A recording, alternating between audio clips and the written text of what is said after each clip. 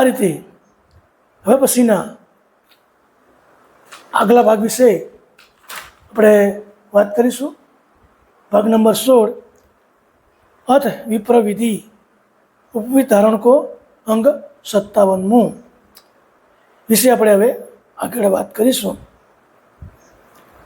ભોરુહમ બ્રાહ્મણ ઘરે રૈયા સર્વ પંચકી જબ હી ભૈયા તબ પીવત દેવન મત ઠાની ચોરી રચી બહુ વિધિ આની. વિપ્રને ઘેર હું 5 વર્ષનું થયું. પરમ ગુરુ જણાવ્યું છે કે વિપ્રને ઘરે બ્રાહ્મણને ઘરે 5 વર્ષ રહ્યું ત્યારે તેઓ મને ઉપવિત આપણને વિચાર કર્યો અને ઉત્તમ પ્રકારે ચોરી બનાવી એવું ભગવાન કર્ણસાગર જણાવે છે. રૂપિયા મંડપ ત્રિયા સોહાઈ મંગલ થોલ કમનીયા ગાઈ. બ્રાહ્મણ મળે ન્યાય 84 બ્રાહ્મણ મળે નાટ્ય 84 ઢોલ મુગલવા ચંત્ર પજાસી. ઉત્તમ પ્રકારનો મંડપ બનાવ્યો. સ્ત્રીઓ વર્ગ ધોળ મંગળ વગેરે ગીતો ગાવા લાગ્યા અને વાજિંત્રો નાદોથી 84 જ્ઞાતિના વિપ્રો ભેગા મળ્યા એમ પરમ ગુરુ જણાવે છે. ધામ ધૂપ હોય રહે બોહા તેરા વરુણી સહિત મુક્ત કરે દે ચેરા. કીનો મંત્ર ગાય અંત્રી યાદુ મહાવાક્ય સર્વ સવર્ણે દિયો નાદુ. તે વખતે ઘણી ધામધૂમથી વેદ મંત્ર ઉચ્ચાર થતા હતા અને મને સંકાતિક બનાવી મારા કાનમાં મહામંત્ર ગાયત્રીનો ઉપદેશ આપવામાં આવ્યો. પરમ ગુરુ ભલે પરમ ગુરુ હતા, પરંતુ જે કંઈક પૃથ્વી પર જે કંઈક બંધન હોય ત્યાં બંધનમાં ખાતર પરમ ગુરુને ત્યાં સંકાતિક બનાવી એના કાનમાં મંત્ર ગાયત્રી મંત્ર આપવામાં આવ્યો. આ રીતે એને મતલબ કે એને ગુરુ કે સંકાતિક જે કંઈક વિધિ હોય તે કરવામાં આવી. વિપ્રવિધિ સબહી શીખાઈ ચોર દિયો કટ કર્મ લખાઈ. દેજ ભય સોર સાર કરાઈ વાવે વધે જો નોઈ પહેરાઈ. બ્રાહ્મણ પ્રમાણે વિધિ કરે તે પ્રમાણે ખટ કર્મો શીખવાડી દ્વિજ પદવી આપી અને ડાબે પડ ખંભે ઉપવિત ધારણ કરાવ્યું. જે કંઈ વિધિ ક્રિયા હોય તે પ્રમાણે એને કરાવ્યું. ગૃહ સાતક કભી શિપલ દાહો મેં ધૂની ગયે ત્રાપત્યાસુર વ્યો મેં સુનકાદિક કરી હમકુ નસાએ જાન ભૂજ બહુરો પરમે આયે. ગ્રહોની શાંતિ માટે ગ્રહયજ્ઞ કરી તેમાં શ્રીફળ ઉમ્યું અને તે વાસના આકાશે દેવલોકમાં જવાથી દેવ તૃપ્ત થયા અને મને સંકાતિક બનાવી દોડાવી તરત જ જાણી જોઈને પકડી લીધો. એ જે કંઈ ક્રિયા હોય ત્યાં એ પરમગુરુ સાથે કરે છે. ગ્રહિલીના નરકુ લઈ ગૈયા પીસ ભજન વિપ્ર જમૈયા કરી ભોજન ઘરે પૈરુસિયા પૂજી સુકન દાન મોદીના. મારો હાથ પકડી ઘેલાવ્યા, પછી બ્રહ્મ ભજન કરાવ્યું, બ્રાહ્મણને પગે લગાડ્યા, આચાર્યનું પૂજન કરાવ્યું અને ઘણું દાન આપ્યું. હવે પરમ ગુરુ જણાવે છે. પટન લગે પીસમ બેરું શ્રુતિ સમર્થી જાનો બેરું તે દીપ શાસ્ત્ર જે લો શું સબ બંદે નિગમ લઉં ઓલું. ત્યારબાદ મેં વેદનું અધ્યયન શરૂ કરી શ્રુતિ સ્તુતિ અનુભવ લીધો. તે દીપમાં 16 શાસ્ત્રો હતા અને સર્વ લોકો વેદના અધ્યયન કરતા હતા તેવું પરમ ગુરુ જણાવે છે. વેદનું અધ્યયન કરતા હતા એવું જણાવે છે. સો સભઈ હમ લીનો પંડતાલી જીવ ગત્યા સબ હે બાલી ઓર જોઈએ 50 પુરાના તિનકા કાંઈ હમ કરો વખાના.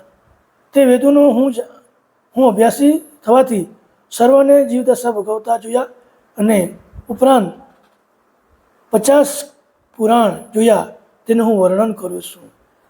ત્યાં પુરાણો વેદોનો અભ્યાસ કરતા મેં જોયા અને 50 પુરાણો હતા તે હું જણાવું છું એવું પરમ ગુરુ કહેશે.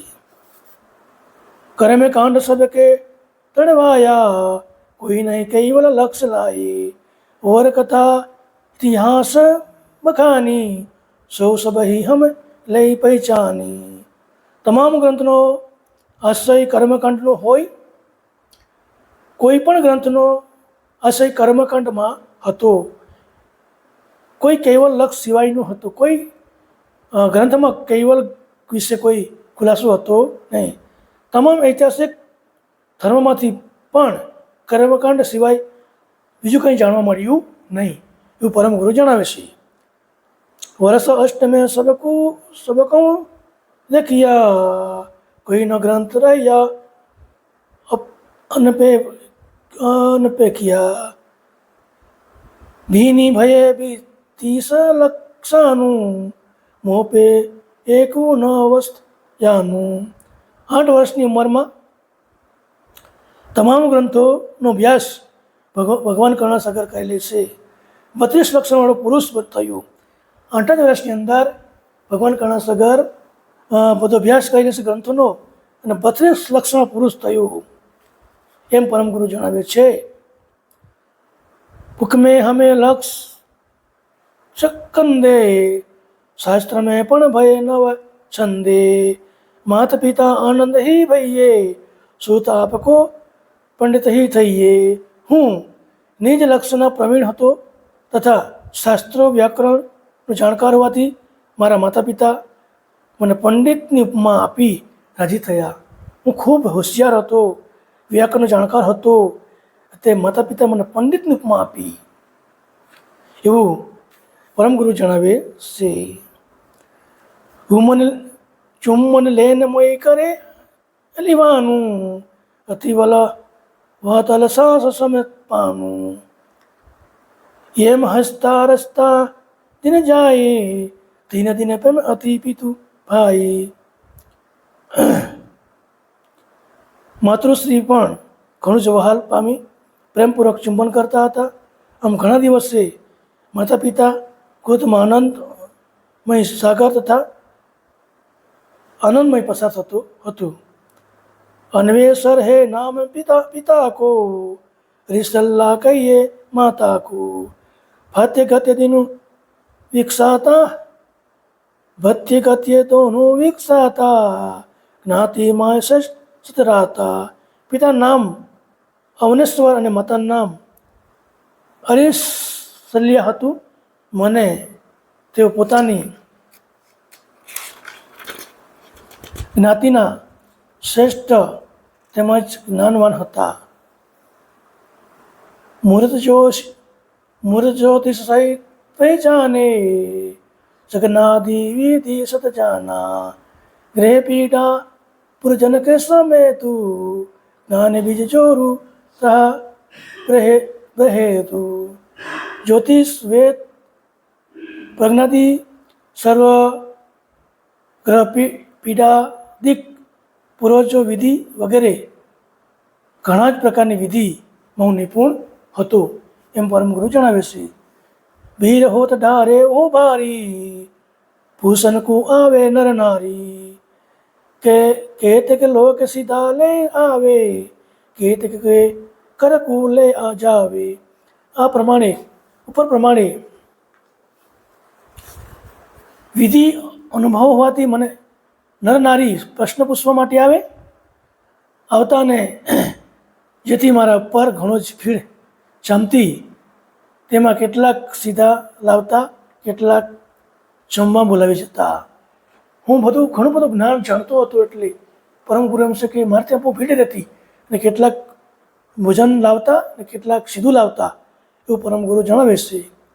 અહીં પર કાર ગત્ય નિત્ય ચાલે, માતા પિતા અંધભય મહાલે. ભય વરસ ચતુર ભય પંચુ, પહોરવાયો એક સકંટો. આ પ્રકારે હર હંમેશ આવી કમખુઆરમાં વખત પસાર થતાં માતા પિતા આનંદ પામતા.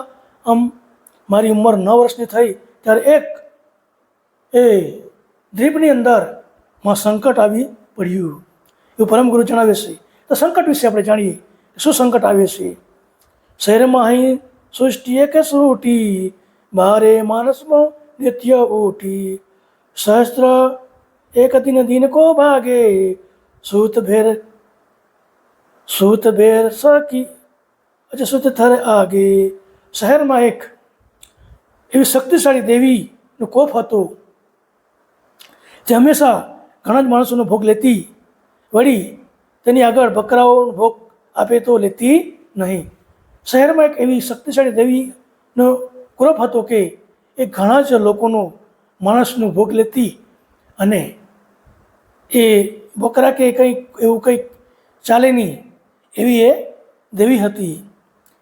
રીજે નહીં તે ભવાની બારે માનસ મન કી માની ખાઈ ખાઈ સબ કરે ખલાસા જીવન કી કોઈ નહીં આશા. તે દેવી મન માન્યા માણસને ભોગ લેતી, તેથી તેના જુલમથી શહેર ખાલી થતું હતું. દરેક માણસને મરણનો ભય પેટું હતું.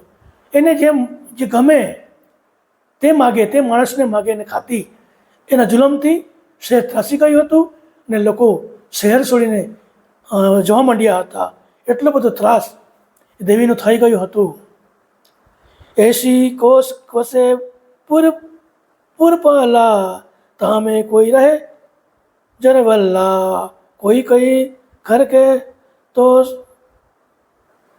સબ ખાઈ તાકો દર કર આઈ. એ નગર 80 કોષના વિસ્તારવાળું હતું. તેમાં કોઈ બચવા પામ્યા હતા. કેટલાક ઘરો પૂરા ખલાસ થઈ ગયા હતા. એટલો બધો દેવોનો ક્રોપ હતો. 80 કોષનું નગર હતું તો કેટલાક ઘરો ખાલી થઈ ગયા હતા અને કેટલાક ગામ છોડીને ભાગી ગયા હતા, નગર છોડીને ભાગી ગયા હતા એવું જણાવે છે. હવે આગળ બાલક લોય મરણ ભે આની ભોર ભય દરવાજે લાની રાઈ જંદર જરદારાની ઓરતી છે એક મનમાની. લોકો મરણના ભયથી વ્યાકુળ થઈ ગયા.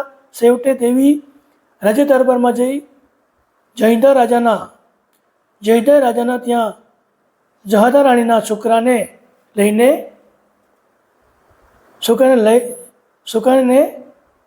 જઈ લાગી.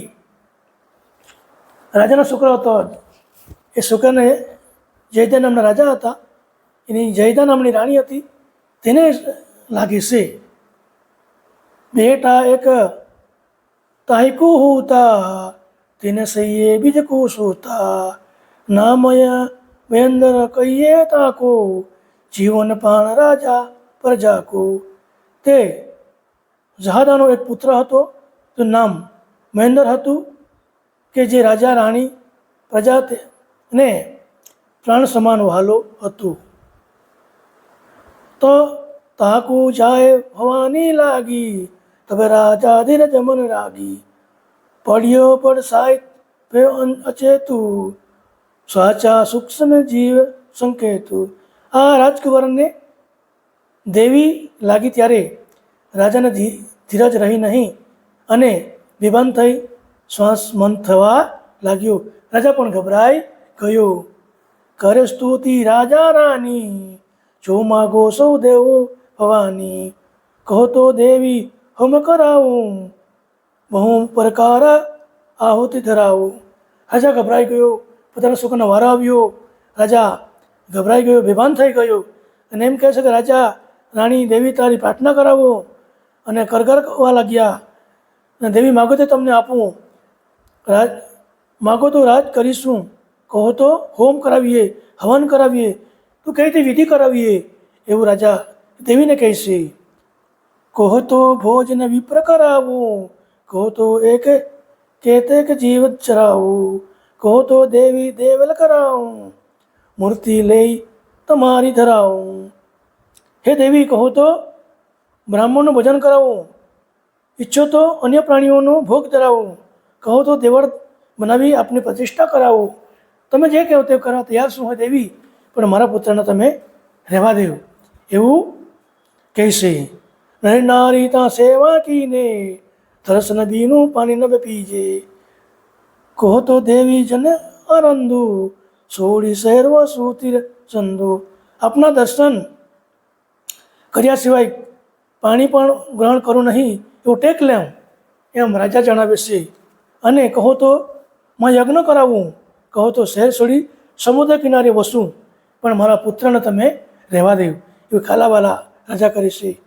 જો પંચે સુક્તિ સુત મેરા વતે કોઈ રહે સેવક તેરા, ऐसी प्रकार जीवन मो करिया तबे शक्ति सुत में धर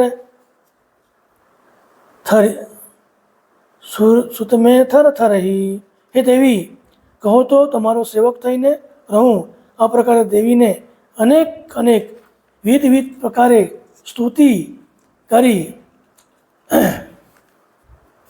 તરત જ દેવી પુત્રના શરીરમાં પ્રવેશીને બોલી.